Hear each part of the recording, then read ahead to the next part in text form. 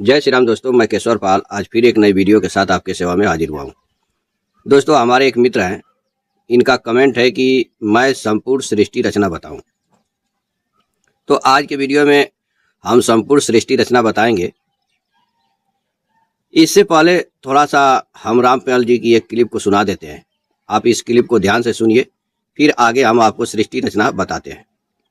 माँ अष्टंगी पिता निरंजन, ये जुम दारुण वंशन अंजन। पहले कीन निरंजन राई, पीछे से माया उपजाई। माया रूप देख अति शोभा, देव निरंजन तन मन लोभा।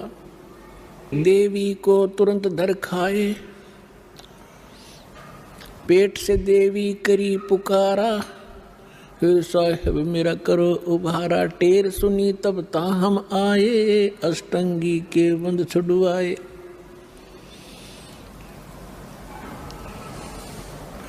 अष्टंगी और काल अब दो मंद कर्म से गए बिगोई।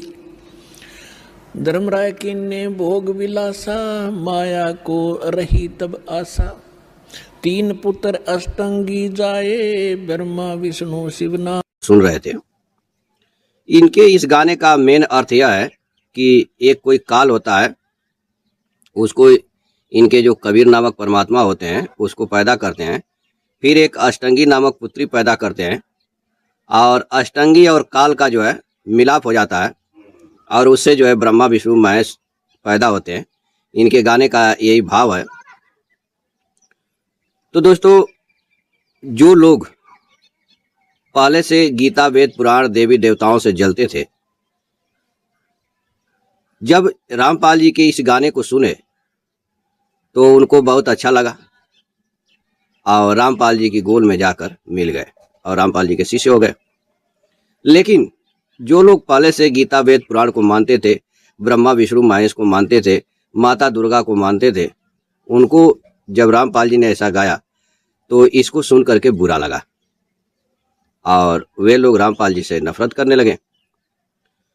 और रामपाल जी भी कबीरदास जी के इस वाणी का क्या अर्थ था, इस बात को उन्होंने समझ नहीं पाया। तो कबीरदास जी कबीर सागर में एक वाणी लिखा हुआ है, आप इस फोटो कॉपी में पढ़िए। कबीर का गाया गाएगा तीन लोक में धक्का खाएगा, कबीर का गाया बूझेगा तीन लोक वही सूझेगा। यानी इस बारी में कबीरदास जी कह रहे हैं कि जैसा मैं गाता हूं ऐसा कोई गा देगा तो तीन लोक में धक्का खाएगा, यानी मृत लोक, स्वर्ग लोक और धरती लोक, पाताल लोक। यानी मृत लोक, स्वर्ग लोक और पाताल लोक में वह धक्का खाएगा।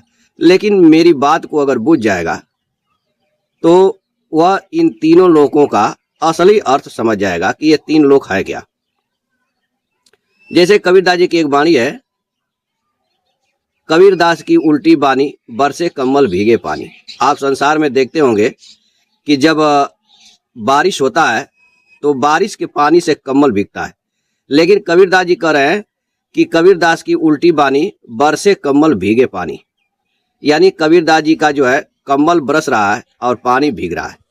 लेकिन हम संसार में क्या देखते हैं कि पानी बरसता है और कम्बल भीगता है। तो वास्तव में दोस्तों, कबीर साहब कहना कुछ और चाहते हैं, लेकिन लोग अपने अपने स्वार्थ में उसे अपने अपने तरीके से समझते हैं।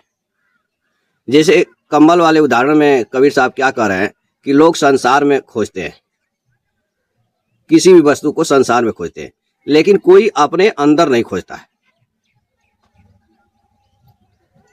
यहाँ पे कबीर साहब का एक व्यंग था कि लोग संसार में खोजते हैं, चाहे परमात्मा चाहे किसी भी चीज को संसार में खोजते हैं, लेकिन वो अपने अंदर नहीं खोजते। इसलिए जहां कम्बल को भीगना चाहिए वहां कम्बल बरस रहा है, और जहां पानी को बरसना चाहिए वहां पानी भीग रहा है। ठीक उसी प्रकार से रामपाल जी ने भी इस चीज को ना समझ सके कि अष्टंगी कौन है, निरंजन कौन है, तीन देव कौन है, इत्यादि ना समझ करके और लोगों में गलत प्रचार किया, और इसका नतीजा कि आज वो इस मृत लोक के जेल में धक्के खा रहे हैं। अगर वो बात को समझ जाते और लोगों में सही प्रचार करते तो आज ये नौबत नहीं आती। तो दोस्तों, सृष्टि रचना वास्तव में लोग क्या समझते हैं कि जैसे कोई कुम्हार है, मिट्टी और चाक से घड़ा को गढ़ देता है, ऐसे समझते हैं कि, या कोई राजमिस्त्री है एक महल बना देता है, ऐसे लोग समझते हैं कि सृष्टि रचना किसी ने बनाई है। यह बिल्कुल गलत है। अभी जो रामपाल जी की जो सृष्टि रचना जो दिखाते हैं कबीर सागर इत्यादि से, यह सृष्टि रचना महज कबीरदास जी के पैदा होने के बाद 200-300 साल पहले इस सृष्टि रचना का निर्माण हुआ है। जबकि इसका निर्माण अलग है, इनका कहने का अर्थ अलग है। जहाँ अष्टंगी है उसको शरीर कहते हैं, उसके 8 अंग है, 5 तत्व, अग्नि, जल, वायु, आकाश और पृथ्वी, और 3 गुण, रजगुण, तमगुण, सतगुण, जिससे हमारी शरीर बनती है। और निरंजन मन है, मन ही निरंजन, मन ही काला, कई जगह वाणी में आया है। तो निरंजन मन को कहते हैं। तो यहाँ कबीरदास जी शरीर और मन दोनों को बता रहे हैं कि यह जीवात्मा को बांध देता है। और यही चीज भगवान श्री कृष्ण भी गीता में कहते हैं कि यह जो तीनों गुण है, रजगुण, तमगुण, सदगुण, गीता अध्याय 14 में, यह जो है अविनाशी जीवात्मा को बांध देते हैं। और वहीं जब 15 के 7 में कहेंगे कि यह जीवात्मा तो मेरा सनातन अंश है, लेकिन मन सहित इंद्रियों को आकर्षित करता है, इसलिए यह ऊंच नीच जोनियों में चला जाता है। वही चीज कबीरदास जी भी कर रहे हैं। मगर यहां भाव क्या है? यहां भाव है एक दूसरे के बातों को काटना, गलत तरीके से पेश करना। तो दोस्तों, मेन मुद्दा सृष्टि रचना की है। तो सृष्टि रचना का जो रामपाल जी का सिद्धांत है, यह महज नया है तो वही, लेकिन बिल्कुल नया है। लेकिन जो हमारे सनातन में सृष्टि रचना है, मूल रूप से 2 प्रकार की है, एक द्वैत, एक अद्वैत। द्वैतवाद में बताया गया कि प्रकृति और पुरुष 2 है। पुरुष यानी परमात्मा, और प्रकृति यानी ये जो 5 तत्वों की प्रकृति हमारे आंखों के सामने जितना चीज दिखाई देता है, इसी को प्रकृति कहते हैं। जहां तक हमारी मन बुद्धि चली जाए वहां तक प्रकृति है। तो वहां पे बताया गया कि प्रकृति और पुरुष 2 है, लेकिन पुरुष अविनाशी है, अजन्मा है, स्वयंभू है, और प्रकृति जन्म लेती है। तो उन सिद्धांत देने वाले हमारे जो ऋषि थे, उनसे यह प्रश्न किया गया कि आप ये बताइए कि प्रकृति क्यों नहीं अनादि है, प्रकृति क्यों नहीं अविनाशी है। तो वो इस बात से मुकर गए और इस प्रश्न का उत्तर ना दे सके। तब वहां से अद्वैतवाद चला। अद्वैतवाद में एक परमात्मा होते हैं और उनके 2 स्वरूप होते हैं, एक प्रकृति, एक पुरुष, और दोनों अनादि होते हैं। गीता में भी इसका वर्णन है, देवी भागवत में वर्णन है, शिव पुराण में वर्णन है, कबीर सागर में वर्णन है, हर जगह वर्णन है इसका। और इसी से सारी सृष्टि बनती है। तो आज हम यही देखेंगे, प्रकृति और पुरुष समान तौर पे। अगर प्रकृति पुरुष को आप जानना चाहते हैं तो आपके शरीर को प्रकृति कहते हैं, या जो आपकी आंखों से दिखाई दे, कानों से सुनाई दे, त्वचा से महसूस हो, या मन से अनुभव किया जा सके, वह सब प्रकृति है।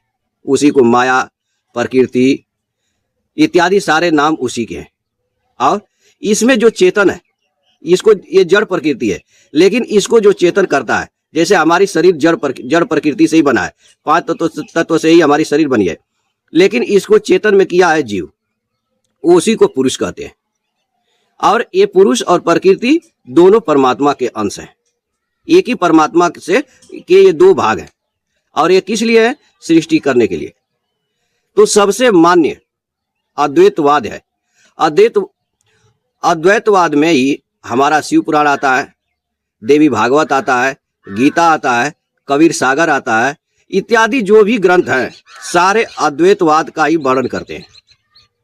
ठीक है। यहाँ पे जो सृष्टि हुई है दोस्तों, यह सृष्टि किसी ने बनाया नहीं है, बल्कि हुई है। और इसको, इस सृष्टि को वही समझ सकता है जो मुर्गी पहले आया कि अंडा, इस वाक्य को पूर्ण रूप से सुलझा दे। अगर आप इसमें से जानते हैं कि पहले मुर्गी आया कि अंडा आया, तो आप कमेंट बॉक्स में लिख सकते हैं। हम ये देखना चाहते हैं कि कितने लोगों का मत है कि पहले मुर्गी आया और कितने लोगों का मत है कि पहले अंडा आया। ठीक है, इस पहेली को जो सुलझा देगा समझ लीजिए उसे सृष्टि रचना मालूम हो गई। ठीक है, तो इस पहेली को हम बाद में सुलझाएंगे, लेकिन हम कबीर सागर में आपको सृष्टि रचना दिखाते हैं। आपने रामपाल जी की सृष्टि रचना बहुत देखी और सुनी भी है, और अक्सर रामपाल जी के चेले लोग कहते भी रहते हैं माँ अष्टंगी पिता निरंजन। सारा गीता का ज्ञान देने वाला काल है, अष्टंगी दुर्गा है, और उस ब्रह्मा विष्णु महेश उसके बेटे हैं इत्यादि ये लोग कहते रहते हैं। तो ये सब सृष्टि रचना आपने सुन लिया है, और अब मैं आपको अलग सृष्टि रचना बता रहा हूँ और सभी ग्रंथों से दिखा रहा हूँ। ठीक है, ये नहीं कि एक जगह से मैं दिखा रहा हूँ। और मैं अद्वैतवाद को दिखाऊंगा कि जो ईश्वर है वही प्रकृति पुरुष सब कुछ है, यही हमारे ग्रंथों में लिखा हुआ है। ठीक है, तो चलिए हम पहले कबीर सागर से देखते हैं, फिर इसके बाद आगे हम अन्य ग्रंथों को खोलेंगे। ठीक है दोस्तों, पहले हम कबीर सागर से शुरू करते हैं। यह कबीर सागर संपूर्ण 11 भाग, खेमराज श्रीकेश दास प्रकाशन, मुंबई। दोस्तों, यह बोध सागर के अंतर्गत एक भवतारण बोध नामक चैप्टर है, और इसके पृष्ठ संख्या 61 पे एक वाणी लिखी हुई है। यहां से देखिए, नी अक्षर अक्षर भया, अक्षर किया प्रकाश, मनते माया उपजे, माया त्रिगुण ही रूप, 5 तत्वों के मेल में बांधे सकल स्वरूप। ठीक है, यानी यहाँ पे कबीरदास जी क्या कर रहे हैं कि जो नी अक्षर यानी निराकार से अक्षर हुआ, और अक्षर ने इस संसार को प्रकाशित किया, और इस अक्षर से में मन था, और मन से माया उपजी, और माया के 3 गुण है, 3 रूप है, रजगुण तमगुण सतगुण।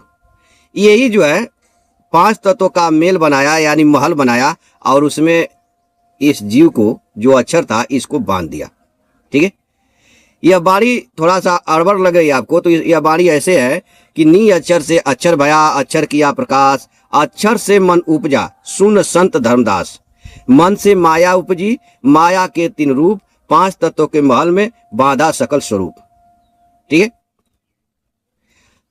यानी जो निराकार है उसी से ये आकार रूपी अक्षर पैदा होता है। इस अक्षर को ही सत्पुरुष कहते हैं, इसी अक्षर को आत्मा कहते हैं। ठीक है, तो यह अक्षर कहां से प्रकट हो रहा है? नी अक्षर से। आज जब यह अक्षर प्रकट हो रहा है तभी यह प्रकाश कर रहा है।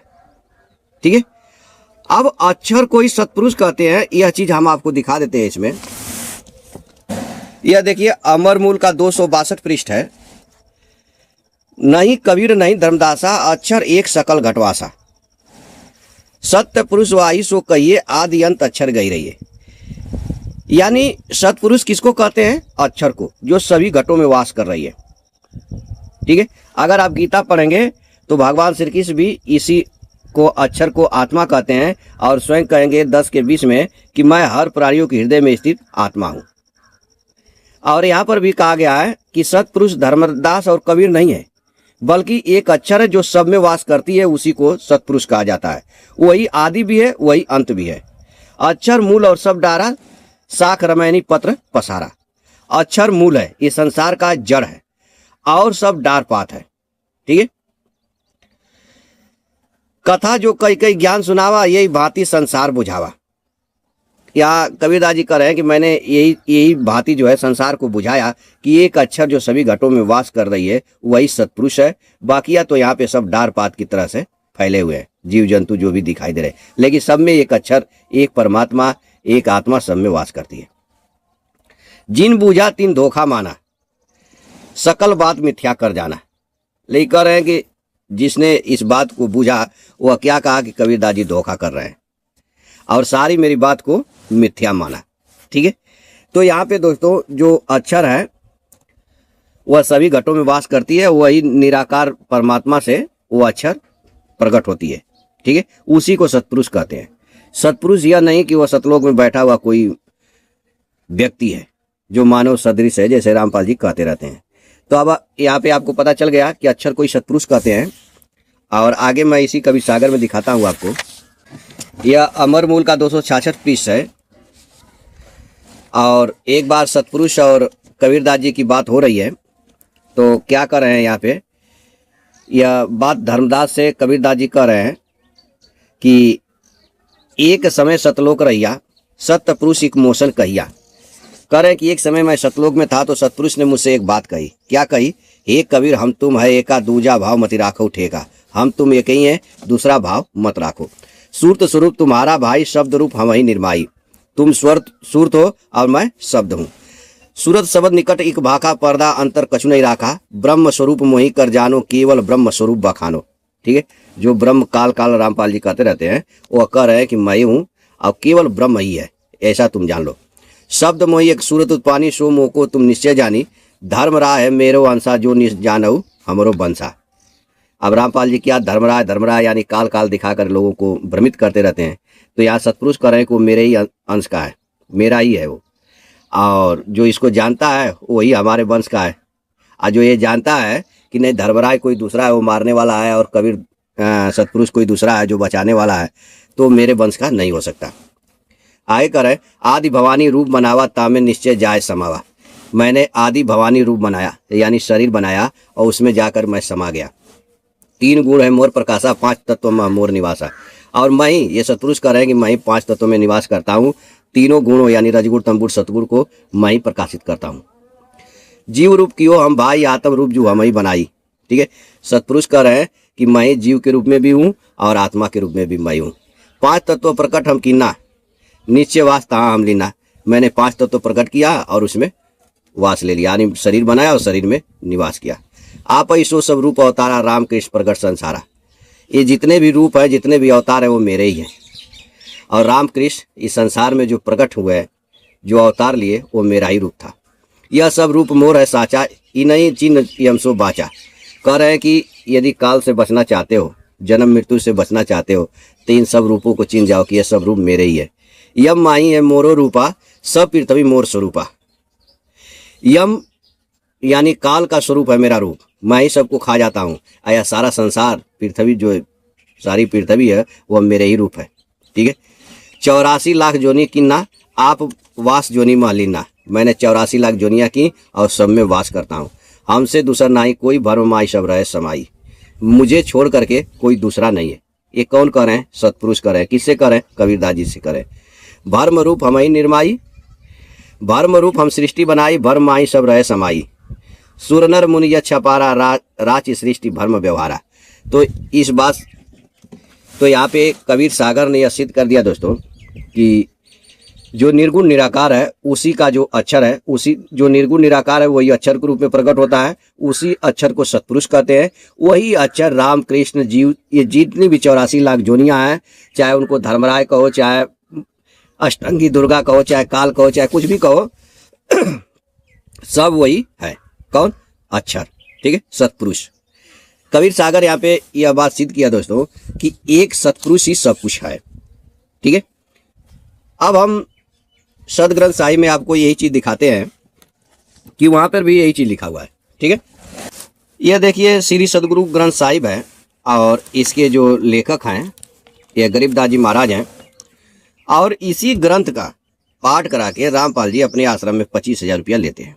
ठीक है, अब यहाँ पे दोस्तों एक रामपाल जी बाणी बोलते रहते हैं कि अनंत कोट ब्रह्मांड का एक रति नहीं भार, सत्य पुरुष कबीर है कुल का सिरजनहार। ठीक है, इस बाणी से लोगों को भ्रमित करते हैं कि कबीर ही पूर्ण परमात्मा है और सबका सृष्टि करने वाले हैं। ठीक है, लेकिन हम इस ग्रंथ में दिखाएंगे कि कबीर और राम कृष्ण या जीव में कोई अंतर नहीं है। ठीक है, तो चलिए हम इसमें देखते हैं दोस्तों। यह पारक के अंग की बाणी है और इसमें गरीबदास जी यहाँ पे लिखते हैं, ध्यान से देखिएगा, यहाँ से देखिएगा। रामानंद को गुरु कहे तन से नहीं मिलात, दास गरीब दर्शन भय पैरे लग जू लात। पंथ चलत ठोकर लगी राम नाम कई दिन, दास गरीब कसर नहीं सीख लई परवीन। तो यहाँ पे कथा यह चले दोस्तों कि एक बार गुरु रामानंद जी नहाने के लिए गंगा घाट पे जा रहे हैं, तो कबीरदास जी छोटे से बच्चे हैं और वो सीढ़ियों के बीच जो है, सीढ़ियों पर जाकर सो जाते हैं। और रामानंद जी का पैर लग जाता है और लगते हैं रोने, तो रामानंद जी उनको उठा करके कहते हैं बच्चे चुप हो जाओ और राम राम कहो। तो राम राम कहने लगते हैं। तो कुछ लोग जा करके गुरु रामानंद जी से शिकायत करते हैं कि भाई आपने कबीर जो जुलाहा है उसको अपना शिष्य बना लिए हो। तो रामानंद जी कहते हैं कि नहीं नहीं, मैंने उसको कब शिष्य बनाया। तो वही जो है रामानंद जी और कबीरदास जी के बीच जो है बातचीत चालू हो रहा है। तो रामानंद जी से कबीरदास जी कह रहे हैं, जब वो पूछते हैं कि भाई तुम कौन हो, तुम्हारी जात क्या है, यहाँ पे देखिए पूछते हैं कि तुम कौन हो, तुम्हारी जात क्या है। तो कबीर साहब क्या कर रहे हैं, कौन जात कुल पंथ है, कौन तुम्हारा नाम, ऐसा जब वो पूछते हैं रामानंद जी, तो यहाँ पे कबीरदास जी कर रहे हैं कि जात हमारी जगत गुरु परमेश्वर पद पंथ, दास गरीब लिखत परे नाम निरंजन कंथ। तो ऐसा ही ये बात जो है यहाँ पे होते आ रही है, बहुत ज़्यादा कुछ लिखा हुआ है। तो यहाँ पे कबीरदास जी क्या कर रहे हैं, मैं सीधे सीधे बताने वाला हूँ आपको कि अपने को मैं माया मैं काल हूँ, मैं हंसा मैं बंद, दास गरीब दयाल मैं हम ही करे बिंदवस, ममता माया हम रची काल जाल सब जीव, दास गरीब प्राण पद हम दास्तन पीऊ। यानी कबीरदास जी रामानंद जी से कह रहे हैं कि मैं माया हूँ, मैं काल हूँ, मैं ही हंस हूँ और मेरे वंश के ही सब, मैं ही दयाल हूँ, मैं ही बिंदवस भी करता हूँ। तो रामपाल जी ने इस चीज़ को नहीं दिखाया कि कबीरदास जी अपने आप को काल भी कह रहे हैं।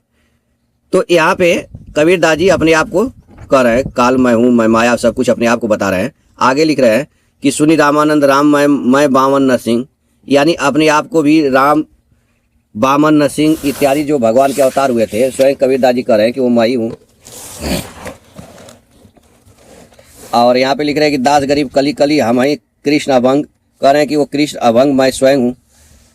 हम लक्ष्मण हनुमंत हैं, हम राम और हम राम, दास गरीब सती कला सबे हमारे काम। तो इत्यादि दोस्तों यहाँ पे सब कुछ अपने आप को कबीरदास जी बता रहे हैं। हम ही इंद्र कुबेर हैं, ब्रह्मा विष्णु महेश, दास गरीब धर्म ध्वजा धरणी रसातल शेष। ठीक है, तो हमारे कहने का अर्थ यह है दोस्तों कि यहाँ पर भी यह सिद्ध हो गया कि एक ही जो ईश्वर है, जो चेतन तत्व है, वही ब्रह्मा विष्णु राम कृष्ण जीव इत्यादि जो भी कहे वह सब वही है। ठीक है, एक ही चेतन तत्व है, लेकिन हम उसको वास्तव में समझ नहीं पाते हैं कि वह एक कैसे है। ठीक है, तो हम लास्ट में वीडियो के बताएंगे कि वह एक कैसे है। हम बस आपको ये दिखाना चाहते हैं कि सभी ग्रंथों में एक ही चीज लिखा हुआ है कि एक ही जो चेतन तत्व है वही सब कुछ बना हुआ है। ठीक है, यह देखिए श्रीमद् भागवत गीता है, इसमें भगवान श्री कृष्ण क्या कर रहे हैं, हे अर्जुन, संपूर्ण प्राणियों का जो बीज है, मूल कारण है, वह बीज भी मैं ही हूं, क्योंकि वह चर अचर कोई प्राणी नहीं है जो मेरे बिना हो, अर्थात चर अचर सब कुछ मैं ही हूं। ठीक है, यहां भगवान भी कह रहे दोस्तों, इस चर मतलब चलने वाला, अचर अस्थाई, पेड़ पौधा इत्यादि जो होते हैं इनको अस्थाई कहते हैं। चर माने जीव जंतु जो भी हमारे जैसे कीड़े मकोड़े जो भी हैं चलने वाले, वो सब, ये कह रहे हैं कि वो सब मैं ही हूं। ठीक है, यह देखिए गीता अध्याय 13 है और श्लोक 15 है। इसमें भगवान क्या कह रहे हैं कि वे परमात्मा संपूर्ण प्राणियों के बाहर भीतर परिपूर्ण है और चर अचर प्राणियों के रूप में भी वे ही है, एवं दूर से दूर तथा नजदीक से नजदीक भी वे ही है, और वे अत्यंत सूक्ष्म होने से जानने में नहीं आते। अभी जो मैंने 10 के 39 में आपको दिखाया कि यहाँ भगवान कह रहे हैं कि जो प्राणियों का उत्पन्न करने में जो मूल कारण है, जो मूल बीज है, वो अभी मैं ही हूँ, और चर अचर प्राणियों के रूप में भी मैं हूँ। इसी चीज को यहाँ पे बता रहे हैं कि जो परमात्मा है वही चर अचर के रूप में है, सब कुछ एक ही परमात्मा है। अब आगे, वे परमात्मा स्वयं विभाग रहित होते हुए भी संपूर्ण प्राणियों में विभक्त की तरह से स्थित है, और जानने योग्य परमात्मा ही संपूर्ण प्राणियों को उत्पन्न करने वाले तथा उनका भरण पोषण करने वाले और संहार करने वाले हैं। ठीक है, और वो रहते कहाँ हैं, वे परमात्मा संपूर्ण ज्योतियों के भी ज्योति और अज्ञान से अत्यंत परे कहे गए हैं। वे ज्ञान स्वरूप, जानने योग्य, ज्ञान से प्राप्त करने योग्य और सबके हृदय में विराजमान है। वह परमात्मा हृदय में रहते हैं सबके। ठीक है, अब वही परमात्मा सब कुछ है।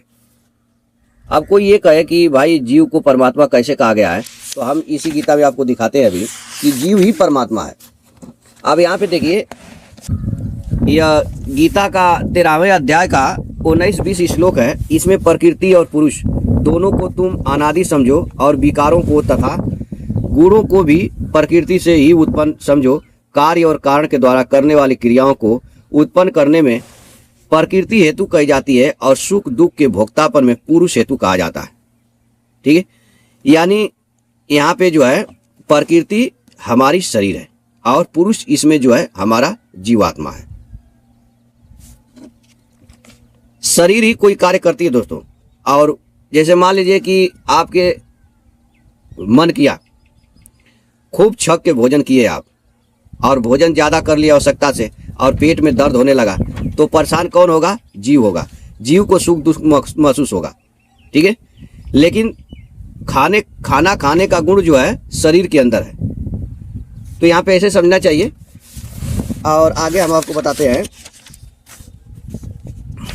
यहाँ पे देखिए 21वां में कहते हैं कि प्रकृति में स्थित पुरुष जीव ही प्रकृति जन्य गुणों का भोक्ता बनता है और गुणों का संग ही इसके ऊंच नीच जोनियों में जन्म लेने का कारण बनता है। ठीक है, अब आगे इसी पुरुष को यहाँ पे देखिए सीधे परमात्मा कहा गया है 22वां में। शरीर के साथ संबंध रखने से उपद्रष्टा, उसके साथ मिलकर सम्मति अनुमति देने से अनुमंता, अपने को उसका भरण पोषण करने वाला मानने से भरता, उसके संग से दुख सुख भोगने से भोक्ता और अपने को उसका स्वामी मानने से महेश्वर बन जाता है। परंतु स्वरूप से यह पुरुष परमात्मा इस नाम से कहा जाता है। यह इस देह में रहता हुआ भी देह से पर सर्वथा संबंध रहित है। ठीक है, यानी आत्मा और जो शरीर है दोस्तों, ये दोनों अलग अलग हैं। ठीक है, तो यहाँ पर भी जब आप ध्यान से इसको पढ़ेंगे गीता को, तो एक ही परमात्मा सब कुछ है। अभी मैं और आपको दिखा देता हूँ। यहाँ 10 के 8वां में भगवान कहते हैं अर्जुन से कि मैं संसार मात्र का प्रभव मूल कारण हूँ और मुझसे ही सारा संसार प्रवृत्त हो रहा है, अर्थात चेष्टा कर रहा है। ऐसा मानकर मुझ में ही श्रद्धा प्रेम रखते हुए बुद्धिमान भक्त मेरा ही भजन करते हैं। ठीक है, और फिर भगवान जो है यहाँ 10 के 22 में भगवान कहते हैं कि प्राणियों की चेतना भी मैं हूँ। ठीक है, जितने भी प्राणी हैं उसमें जो चेतना है वह स्वयं भगवान ही है। यहाँ 10 के 20 में अर्जुन से कहते हैं भगवान कि नित्य को जीतने वाले अर्जुन, संपूर्ण प्राणियों के आदि मध्य तथा अंत में मैं ही हूँ और संपूर्ण प्राणियों के अंतःकरण हृदय में स्थित आत्मा भी मैं ही हूँ। ठीक है, तो यहाँ पे दोस्तों गीता भी इस बात को सिद्ध करती है, जैसे कबीर सागर में बताया गया कि जो एक अक्षर है वही सभी घटों में वास करती है। और गीता में भी भगवान श्री कृष्ण कह रहे हैं कि मैं आत्मा हूँ, सभी घटों में वास करता हूँ। ठीक है, और अक्षर को आत्मा भी कहा गया है गीता में, भी हम आपको दिखा देते हैं। यह 15 का 16वां श्लोक है, बहुत चर्चित श्लोक है। इसमें भगवान ने कहा था कि संसार में क्षर नाशवान और अक्षर अविनाशी, ये 2 प्रकार के ही पुरुष हैं। संपूर्ण प्राणियों के शरीर क्षर और जीवात्मा को अक्षर कहा जाता है। ठीक है, जो जीवात्मा है उसको अक्षर कहते हैं। तो यहाँ पर भी इस बात को बताया गया। और भगवान ने ये भी बताया दोस्तों, आगे कह रहे हैं 7वां में भगवान 7 के 7 में कि हे धनंजय, मेरे सिवा इस जगत का दूसरा कोई किंचित मात्र भी कारण तथा कार्य नहीं है। जैसे सूत की मड़ियां सूत के धागे में पिरोई होती है, ऐसे ही यह संपूर्ण जगत मेरे में ओतप्रोत हो रहा है। ठीक है, तो इत्यादि दोस्तों भगवान ने बताया कि मैं ही सब कुछ हूँ। ठीक है, यहाँ देखिए, यह गीता अध्याय 9 का 16, 17, 18 है। हमने कई बार इसको दिखा भी चुका हूँ। यहाँ पे भगवान ने सीधा कहा कि कर्तु मैं हूँ, यज्ञ मैं हूँ, स्वधा मैं हूँ, औषध मैं हूँ, मंत्र मैं हूँ, घृत मैं हूँ, अग्नि मैं हूँ और हवन रूप क्रिया भी मैं हूँ। जानने योग्य पवित्र ओमकार, ऋग्वेद, सामवेद और यजुर्वेद भी मैं हूँ। इस संपूर्ण जगत का पिता, धाता, माता, पितामह, गति, भर्ता, प्रभु, साक्षी, निवास, आश्रय, स्वदय, उत्पत्ति, प्रलय, स्थान, निधान, भंडार तथा अविनाशी बीज भी मैं हूँ। अर्थात यहाँ पे सब कुछ मिला जुला कर गीता में सब कुछ करे भगवान श्री कृष्ण की स्वयं मैं हूँ। और आपने कबीर सागर में भी देख लिया कि भगवान श्री कृष्ण स्वयं सतपुरुष के अवतार हैं, जिसको रामपाल जी सतपुरुष कह करके लोगों को भ्रमित करते रहते हैं। तो कबीर सागर का जो सतपुरुष है उसी के अवतार स्वयं भगवान श्री कृष्ण है। और सदग्रंथ साहिब में भी हमने आपको दिखा दिया कि रामकृष्ण स्वयं जो है कबीर के ही अवतार है। अगर कबीर को सतपुरुष मानते हो तो सब एक ही है। हमने 3 ग्रंथों में अभी आपको दिखा दिया कि सब कुछ एक ही है। ठीक है, यह संक्षिप्त शिव पुराण है और पृष्ठ संख्या 241 पे हम आपको बताएंगे कि शिव पुराण में भी दोस्तों सब कुछ एक ही ईश्वर के बारे में बताया गया है। यहाँ पे बात उस समय की चल रही है जब माता सती दक्ष के हवन कुंड में जल करके अपना स्वरूप त्याग देती हैं और दक्ष की मुंडी कट जाती है, वहाँ पे बड़ा युद्ध हो जाता है। तो फिर भगवान आते हैं, तो फिर भगवान शंकर आते हैं और दक्ष को जीवित करते हैं और दक्ष को बताते हैं। यहाँ पे देखिए, यहाँ से हम थोड़ा पढ़ लेते हैं। दक्ष से कहते हैं कि मैं अपने सगुण स्वरूप के विषय में इस गोपनीय रहस्य को धर्म की दृष्टि से तुम्हारे सामने प्रकट करता हूँ। जगत का परम कारण स्वरूप मैं ही ब्रह्मा और विष्णु हूँ। मैं सबका आत्मा, ईश्वर और साक्षी हूँ। स्वयं प्रकाश तथा निर्विशेष हूँ।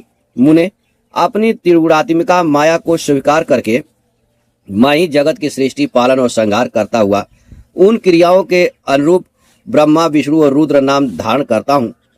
उस अद्वितीय भेद रहित केवल विशुद्ध मुझ पारब्रह्म परमात्मा में ही अज्ञानी पुरुष ब्रह्म, ईश्वर तथा अन्य समस्त जीवों को भिन्न रूप से देखता है।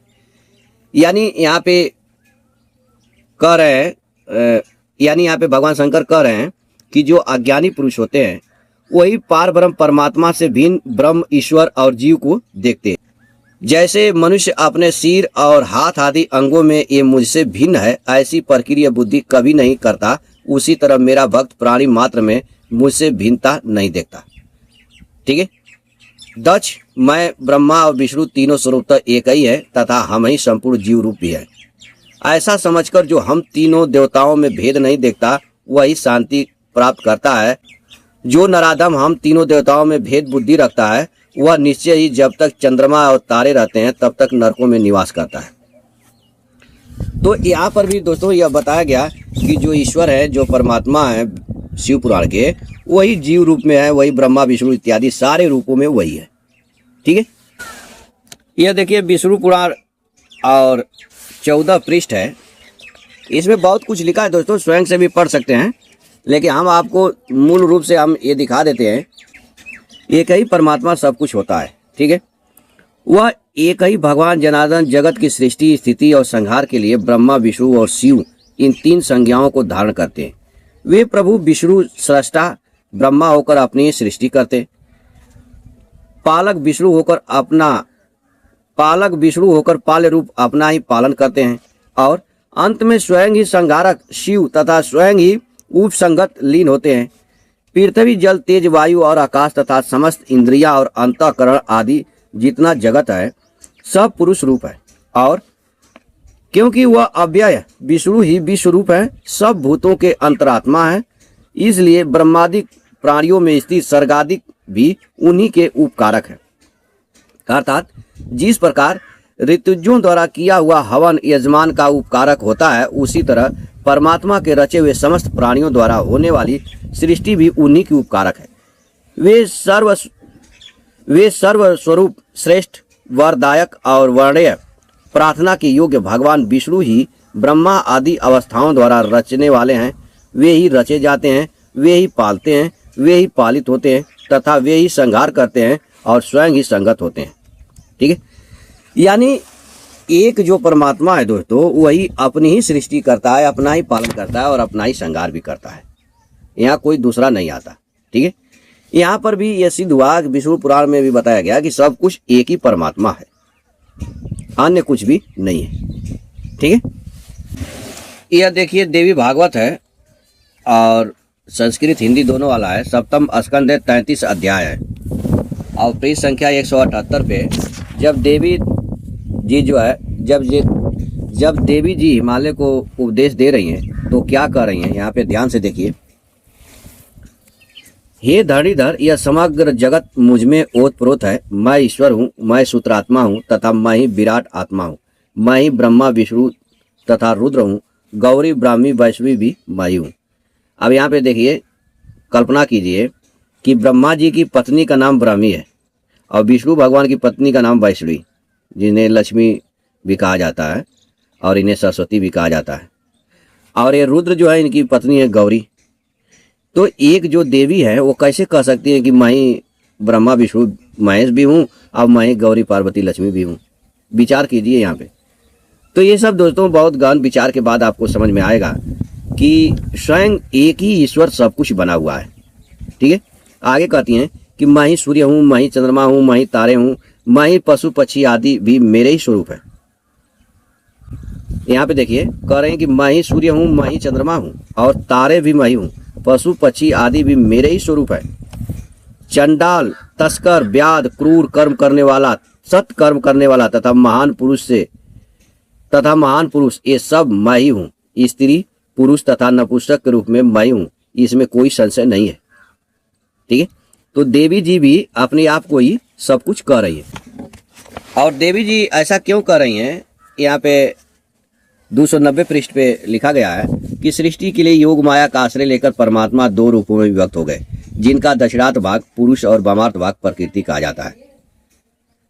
इसलिए पुरुष कौन है? शिव है, और प्रकृति कौन है? शरीर है। ठीक है, तो यह दोस्तों इसलिए जो है यहाँ पे बहुत गहन अध्ययन के बाद समझ में आएगा कि जो एक परमात्मा है वही जीव के रूप में और वही प्रकृति के रूप में भी है। जैसा कि हमने आपको कवि सागर में पढ़ के सुनाया था कि आदि भवानी में रूप बनावा। ठीक है, वीडियो पीछे करके आप देख सकते हैं। ठीक है, तो यह जो है आप बहुत गहन अध्ययन करेंगे तब आपको ये सब समझ में आएगा। इसमें लिखने के लिए बहुत कुछ लिखा हुआ है। तो दोस्तों आपने इस वीडियो में क्या देखा कि जो एक परमात्मा है वही सब कुछ है, वही हमारे और आपके रूप में भी हैं, वही पेड़ पौधे जीव जंतु जितने भी कीड़े मकोड़े 84 लाख जोनियां हैं सब कुछ वही है, वही प्रकृति पुरुष के रूप में है। तो इत्यादि दोस्तों एक गहन अध्ययन का विषय है।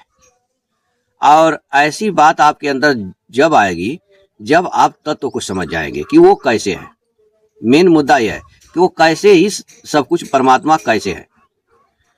तो एक कभी कभी लोग आपस में प्रश्न कर दिया करते हैं कि संसार में मुर्गी पहले आई कि अंडा आया। तो कोई कह दे कि भाई मुर्गी आया, तो प्रश्न करने वाला फिर पूछ सकता है कि मुर्गी को तो हमने अंडे से पैदा होते देखा है। तो आप यदि कह दो कि भाई अंडा आया पहले, तो वह यह कहेगा कि भाई अंडा कहाँ से आएगा, हमने तो अंडा को मुर्गी से पैदा होते हुए देखा है। तो ऐसा ही दोस्तों यहाँ पे पहले आपको संभावना लगानी पड़ेगी कि वास्तव में मुर्गी पहले था या अंडा पहले थी। तो सारे ग्रंथों में बीज, भगवान श्री कृष्ण ने गीता में बोला कि मैं आदि बीज हूँ। तो जो बीज है दोस्तों, जैसे अंडा है वही पहले आया था, वही मुर्गी बनने का कारण है, और फिर वह मुर्गी बन करके फिर अंडे के रूप में निकल गया बाहर। यानी अंडा से मुर्गी बना और मुर्गी से फिर अंडा बन गया। इसीलिए जो है इसी तरह से जो परमात्मा होते हैं वो बीज स्वरूप होते हैं। वो बीज से संसार बनाते हैं और संसार से फिर बाहर निकल जाते हैं। इसीलिए उनको कहा जाता है कि वो संसार में नहीं फंसते। परमात्मा अविनाशी है, सारा संसार विनाशी है, हम सब जीव जंतु जो है कि सब विनाशी हैं, और वो अविनाशी हैं, वो कभी संसार में नहीं फंसते। तो आप इसको थोड़ा सा उदाहरण के तौर पे आप ऐसे समझ सकते हैं, जैसे एक आम का बीज ले लीजिए और उस आम के बीज से एक पेड़ निकल गया आम का। तो अगर हम आपसे पूछेंगे उसकी जड़ों को दिखा करके कि यह किसकी जड़ है, तो आप बोलोगे कि आम का। अगर उसके पतले टहनी को दिखाएंगे, आपसे पूछेंगे यह किसकी है, तो बोलोगे कि आम का। अगर पत्ते को दिखाएंगे तो बोलोगे कि आम का। माने उसके किसी भी अंग को हम दिखाएंगे तो आप बोलोगे कि वह आम का है। कभी यह नहीं बोल सकते आप कि यह इमली का है। और वह आम का जो बीज था वही पेड़ बनने का कारण है। और वह बीज जो है दोस्तों स्वयं पेड़ के रूप में परिणत हो जाता है। अब जैसे किसी आम के बीज को आप बो दो और फिर उस बीज से जो पेड़ निकल गया, तो फिर उस बीज को आप खोजोगे तो वो नहीं मिलेगा। वह बीज ही आम के पेड़ का रूप धारण कर लिया है। इसीलिए जो तत्वज्ञानी महात्मा होते हैं, जिन्हें तत्व का पता हो जाता है, तो वो यही कहते हैं कि सब कुछ परमात्मा ही है। तुलसीदास जी महाराज भी रामचरितमानस में लिखे कि सिया राम मैं सब जग जानी करना प्रणाम जोरी जुग पानी।